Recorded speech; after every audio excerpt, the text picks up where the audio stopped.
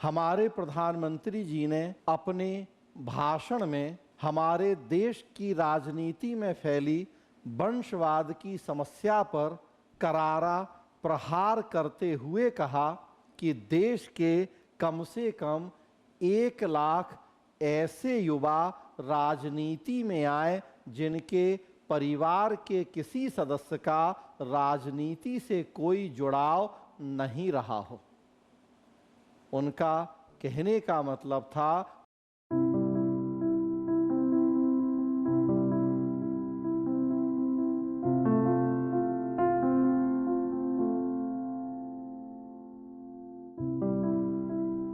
दोस्तों, 15 अगस्त को स्वतंत्रता दिवस के अवसर पर हमारे प्रधानमंत्री जी ने अपने भाषण में हमारे देश की राजनीति में फैली वंशवाद की समस्या पर करारा प्रहार करते हुए कहा कि देश के कम से कम 1 लाख ऐसे युवा राजनीति में आए जिनके परिवार के किसी सदस्य का राजनीति से कोई जुड़ाव नहीं रहा हो। उनका कहने का मतलब था कि हम राजनीति से जब तक वंशवाद को खत्म नहीं करेंगे तब तक भ्रष्टाचार या और दूसरी राजनीतिक समस्याओं का समाधान करना कठिन होगा। इसके पहले भी कई अवसरों पर प्रधानमंत्री जी वंशवादी राजनीति के ऊपर प्रहार करते रहे हैं। दुनिया के कई देशों में वंशवादी राजनीति के क्या खतरे होते हैं, इस पर कई सारी रिसर्च हुई हैं। मैं आपसे इस वीडियो में उन्हीं रिसर्च में से कुछ 2-3 रिसर्च के ऊपर और वंशवादी राजनीति के क्या खतरे हो सकते हैं उसके ऊपर बात करने जा रहा हूं। तो देखिए, यहाँ लिखा है कि सक्षम लोगों का रास्ता रोकती है परिवारवादी राजनीति। किसी एक ही परिवार या कुछ परिवारों के लोग ही पीढ़ी दर पीढ़ी राजनीति में आगे बढ़ते हैं तो फिर उन परिवारों के अलावा दूसरों को, भले वो कितने ही योग्य और सक्षम क्यों ना हो, राजनीति में आगे बढ़ने का मौका नहीं मिल पाता। उनके अवसर बहुत सीमित हो जाते हैं। भारत की राजनीति में लंबे समय से वंशवाद हावी है। राष्ट्रीय पार्टियों से लेकर क्षेत्रीय दलों में वंशवाद समय के साथ और मजबूत हुआ है। उत्तर से लेकर दक्षिण भारत तक अब यह अपवाद नहीं रहा बल्कि एक मानक बन गया है। एक लोकतांत्रिक देश की राजनीतिक व्यवस्था में विरासत की राजनीति का वर्चस्व देश और समाज को किस तरह से गंभीर रूप से प्रभावित करता है, कुछ अध्ययनों के नतीजे दिए गए हैं उस संदर्भ में। एक पॉइंट आप देखें कि वंशवादी राजनीति से क्षेत्र में धीमा विकास होता है। ये स्टडी भारत में ही की गई है। भारत में वंशवादी राजनीति के प्रभाव पर अध्ययन किया गया। सिद्धार्थ जॉर्ज और डोमिनिक पोनाटू ने understanding the economic impacts of political dynasties evidence from India, ये इन्होंने एक रिसर्च पेपर पब्लिश किया। Understanding the economic impacts of political dynasties evidence from India. इन्होंने अपने इस पेपर में बताया कि जिन निर्वाचन क्षेत्रों में राजनीतिक परिवार से जुड़े लोग जीते हैं उस क्षेत्र का विकास गैर वंशवादी राजनीति से जीते क्षेत्रों की तुलना में 6.5% अंक सुस्त रहा है। जो लोग वंशवाद से जीते वहाँ विकास कम हुआ और जो गैर वंशवाद से जीते वहाँ विकास ज़्यादा हुआ। तो 6% अंक सुस्त रहा विकास वंशवादी राजनीति वाले क्षेत्र में। भारत की ही स्टडी है, सिद्धार्थ जॉर्ज और डोमिनिक पोनाट्टू के द्वारा की गई स्टडी। और देखें, ज्यादा खर्च के बाद भी प्रदर्शन बेहतर नहीं। 2015 में ब्राजील में अध्ययन हुआ। क्लाउडियो फेराज और जुआन रिसोर्स ने पाया कि वंशवादी राजनीतिज्ञों द्वारा शासित स्थानीय निकाय आमतौर पर पूंजीगत खर्च अधिक करते हैं, लेकिन वे राजनीतिक परिवार से ना आने वाले राजनीतिज्ञों की तुलना में विकास के मोर्चे पर बेहतर प्रदर्शन नहीं करते।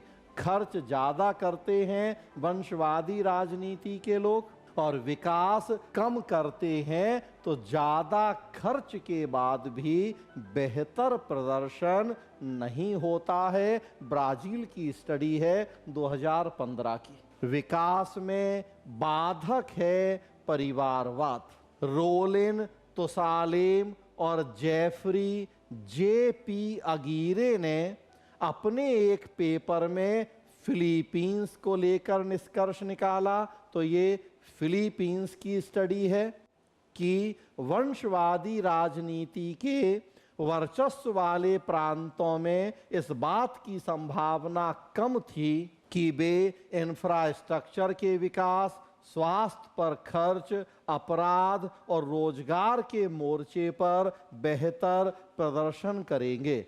फिलीपींस की स्टडी भी कह रही है कि वंशवादी राजनेता विकास में बाधक हो जाते हैं। स्वास्थ्य पर खर्च कम होता है, इंफ्रा के विकास पे ध्यान नहीं दिया जाता है, अपराध बढ़ता है, रोजगार के मोर्चे पर भी प्रदर्शन बेहतर नहीं होता है। वंशवादी राजनीति से जुड़ी है आय की असमानता।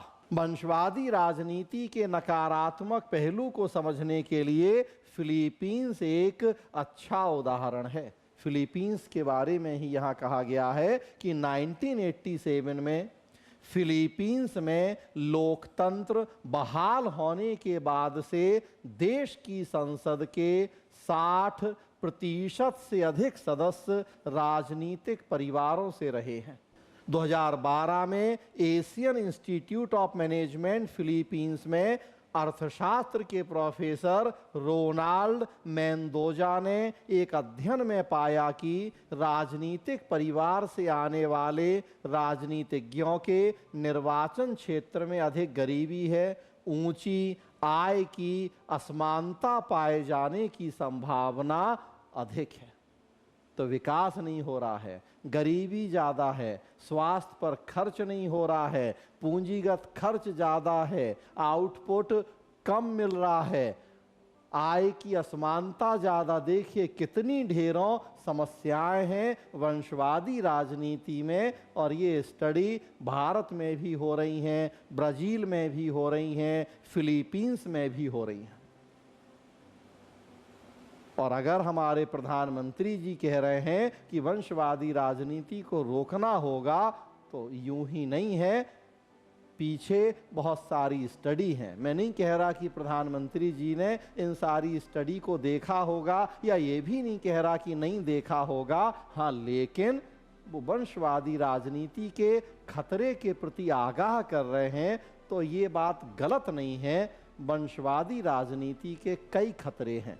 देखिए लिखा है वंशवादी राजनीति के और क्या नुकसान होते हैं। संरक्षण की राजनीति अपने लोगों को पुरस्कृत करने के लिए राज्य के संसाधनों का दुरुपयोग करती है। वंशवादी राजनीतिज्ञ राजनीतिक प्रक्रिया पर कब्जा करके गैर राजनीतिक परिवार के सक्षम लोगों के लिए राजनीति में आने का रास्ता बंद कर देते हैं। इससे मतदाताओं के पास विकल्प सीमित हो जाता है और नतीजे न देने वाले वंशवादी राजनीतिज्ञों को सत्ता से बाहर करने की मतदाताओं की क्षमता कम हो जाती है। जब विकल्प ही नहीं होगा तो क्या करेंगे? जो है उसी को चुनना पड़ेगा, वो जैसा हो। योग्य सक्षम लोग आ नहीं पाएंगे अगर वंशवाद हावी होगा राजनीति में। तो एक स्थिर राजनीतिक तंत्र में भ्रष्टाचार की संभावना बहुत बढ़ जाती है और यह खराब प्रदर्शन का एक कारण बनता है।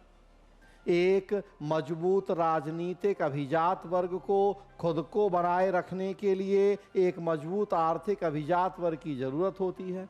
दोनों आम लोगों के हितों की कीमत पर एक दूसरे के हितों को आगे बढ़ाते रहते हैं। तो कई सारे समस्याएं या नुकसान हैं वंशवादी राजनीति के। इसलिए इसमें तो कोई दो राय नहीं है कि एक स्वस्थ लोकतंत्र की सफलता के लिए जरूरी है कि शासन में ज़्यादा से ज़्यादा लोगों की भागीदारी हो, और इसके लिए जरूरी है कि परिवारवादी या वंशवादी राजनीति के ऊपर अंकुश लगे। ऐसे लोगों को भी राजनीति में आने का पर्याप्त और समान मौका मिले जिनकी कोई राजनीतिक पारिवारिक पृष्ठभूमि नहीं है, लेकिन वो सक्षम हैं, वो योग्य हैं, वो लोगों की समस्याओं को ज़्यादा बेहतर तरीके से हल कर सकते हैं। जब तक ऐसा नहीं होगा तब तक लोकतंत्र की सफलता संदिग्ध अवश्य बनी रहेगी।